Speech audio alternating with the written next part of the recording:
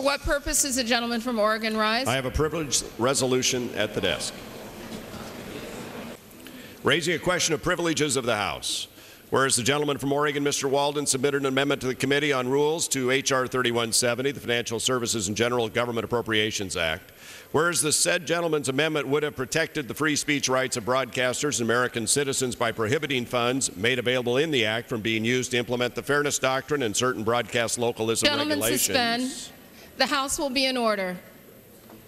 The gentleman may continue. Thank you, Madam Speaker. Whereas a similar amendment was adopted by this House in 2007 during consideration of H.R. 2829, the Financial Services and General Government Appropriations Act, 2008, by a vote of 309 yeas and 115 nays, and became law, but the Democratic leadership allowed the provision to expire. Whereas the gentleman's amendment complied with all applicable rules of the House for amendments to appropriation measures. Will suspend. The House will be in order.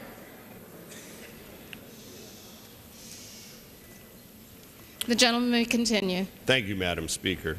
Whereas the gentleman's amendment complied with all applicable rules of the House for amendments to appropriations measures and would have been in order under an open amendment process, but regrettably the House Democratic leadership has dramatically and historically reduced the opportunity for free speech on this floor. And whereas the Speaker, Mrs. Pelosi, the Democratic leadership, and the Chairman of the Committee on Appropriations, Mr. Obey, prevented the House from voting on the amendment by excluding it from the list. I'm sorry. It appears the House is out of order. Will members please take their conversations off the floor? By excluding it from the list of amendments made in order under the rule for the bill, now therefore be it resolved that H.Res. 644, the rule to accompany H.R. 3170, be amended to allow the gentleman from Oregon's amendment to be considered and voted on in this House.